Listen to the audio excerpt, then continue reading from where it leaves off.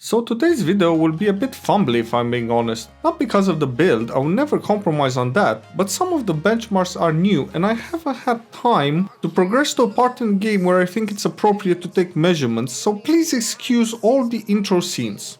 And the reason they are new is I finally upgraded my test boot media to a 2TB SSD so I can download proper texture packs and keep up with the ever expanding game sizes. Back to the build on hand, where we begin by installing a modest 256GB SSD on this B450 motherboard that is already equipped with a Ryzen 5 5600G processor and 16GB of 4133 Mbps RAM that I will downclock to a more Ryzen friendly 3800 Mbps. I did try the integrated graphics in the CPU, but I can't really see a good reason anyone would want to use them for gaming, since a 1076GB can be had for as little as 35 British pounds, and that would simply demolish this iGPU. I should also say that the I/O shield for the motherboard is missing, so I fashioned one out of one of those 3D printed universal jobbies. It doesn't look half bad, but as always, after I finish fashioning it, I critique it and I wish I kept a bit more and actively need to remind myself it is cosmetic only.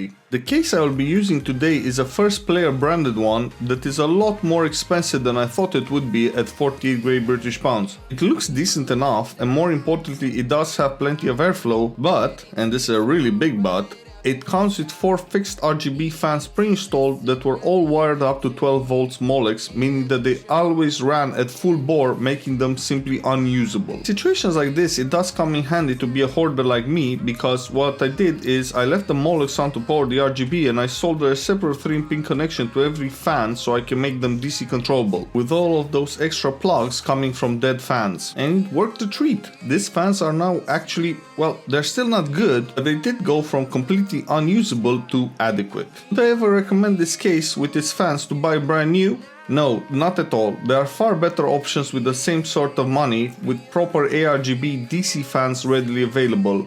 The CPU cooler you see me unsuccessfully install in the rear exhaust position is 240mm compact-ish H80i, but this one, instead of being long, it is wide, making it impossible to install it in the position I originally chose for it.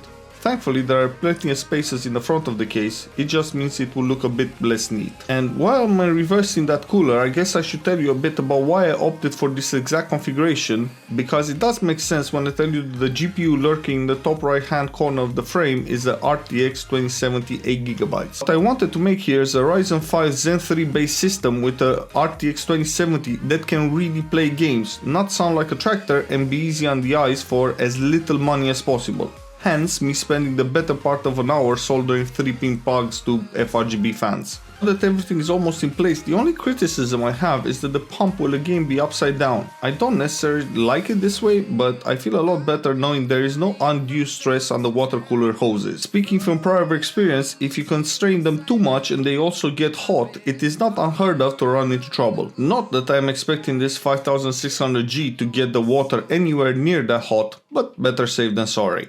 And now it's time for the start of this whole build, the RTX 2070. This time a dual fan stock model from Palette, which I have thoroughly cleaned and repasted. I haven't filmed the procedure, but this is a relatively uncomplicated model with a straightforward to work on cooler.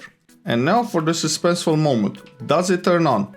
Well, of course it does, and I think this machine will hit the mark. We start as per usual with my little canary in the PC case, which is heaven. And as expected, it is within margin of error the 185 FPS I expect the 2070 to deliver. This is dependent on the temperature in the room, the cooler, the factory of manual OC, and loads of other factors, so a bit of variance is to be expected. But if you notice stutters and frame drops in this one, it's time to stop and investigate. I've recently dropped superposition from a benchmark suit because I feel it duplicates Heaven's functionality at this point, and I replaced it with the daddy of synthetic benchmarks, 3D Mark. I've only ever used this until now for stability testing, but going forward I will be resolving to using the Speedway benchmark as it automatically compares your results with comparable PCs, and I've expected this is just shy of the average because the card doesn't have a factory OC and I haven't fiddled with any sliders. Rocket League does what Rocket League wants. In the opening match, with everything turned all the way up, the average stayed around 320 FPS with some brief dips below into the high 200s. Not much more left to say here, honestly, apart from the fact that I was actually expecting a bit more from the CPU. But the difference is academic anyhow. But it does go to show that the Cezanne APUs are different from their non-iGPU equipped counterparts. In Fortnite, this PC is capable of ridiculous FPS at various medium-ish settings, but you will be able to saturate any monitor you can throw at it without resorting to performance mode. But what I really want to know is how does it cope with the new Lumen and Nine Night options, and can you still really enjoy playing without being kicked out because of frame drops? And the answer is yes, it's totally doable. This might be downright dumb, and whoever plays Fortnite professionally in air quotes might cringe at the sight, but I must admit those new lightning modes are beginning to grow on me. As a technology, of course, Fortnite is still dead to me apart from this one benchmark.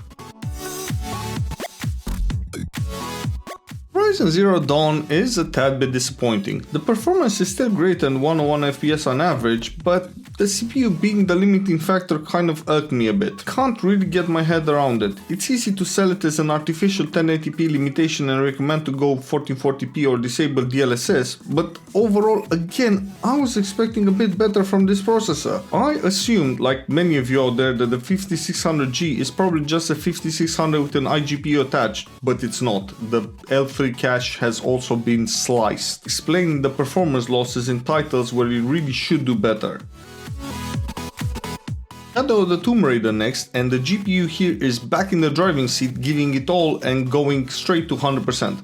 125 FPS on average is a great result here. Even though the title is getting a bit old, it's still very demanding. Fortunately, every single time I tried to include it into my benchmark roster, something went a bit funny and I had to give it up. But it seems this time it's 100% stable and it doesn't complain when I turn on Afterburner's overlay, so I think it will stick around for a while.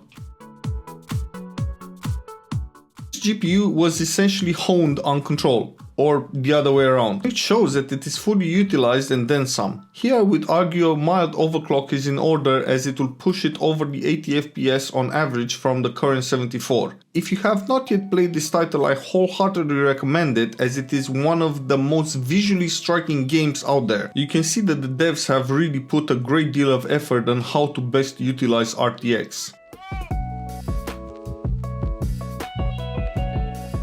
Assassin's Creed Valhalla has made massive strides since it was launched, and now it is a half decent performing game. Or it still has some work quirks, but overall it behaves, returning 80 FPS on average and an experience that can be described as smooth and stable. This was not always this way though, and it took many massive patches to get here because the underlying tech is ancient at this point. Here's hoping that the next Assassin's Creed game due out soon will not follow this pattern.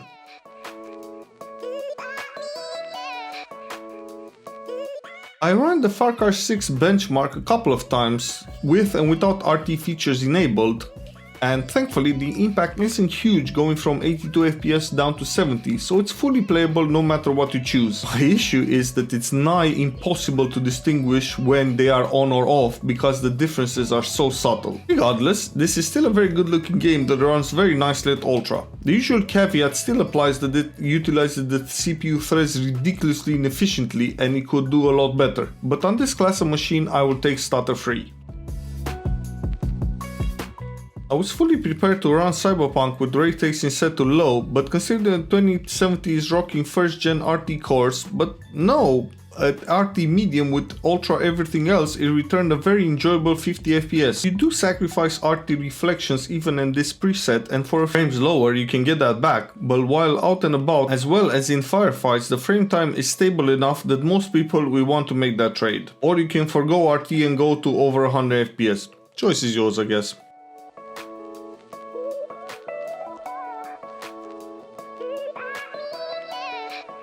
Next up is the first outing of Hogwarts Legacy. I'll try to progress to a better scene, but this is just the intro tutorial with everything set to ultra, all RT on and set to medium, plus the DLSS locked on to quality, and it's running exceptionally well. Much better than I thought it would.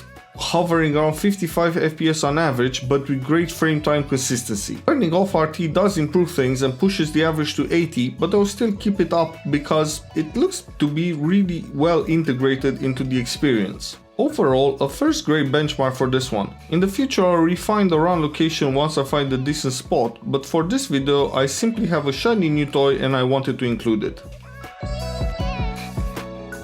Speaking of shiny new things, The Last of Us Part 1. And unfortunately the VRAM usage that everyone is complaining about is not unwarranted. Going over 8GB is really easy even at 1080p, but with a few well placed tweaks it can be brought back under control. Every other setting that does not affect VRAM that much has been left on ultra. Moving everything down to high will net us above 60 FPS, but I wanted to see how this game looks with all the eye candy, seeing that this is actual first time I lay eyes on it. This really isn't meant to be a proper benchmark or anything, more of a preview for future videos. But I can already tell it is a worthy successor to the game that it is replacing, Days Gone. Finally for today, The Witcher 3, which looks and plays really well at 1080p Ultra without RT. The moment I touch the RT sliders, the FPS drops like a proverbial stone all the way to 34 FPS on average with minor excursions to the high 20s. Ordinarily, I might even recommend to suck it up and enjoy how good it looks, but unfortunately CDPR really needs to fix it because it's almost unplayable on any GPU below 3080. Just look at Cyberpunk, they can definitely do it if they allocate the required resources. And that is it for this video. It's been a bit haphazard in places, but I'm still setting everything up, so please bear with me and hope to see you in the next one.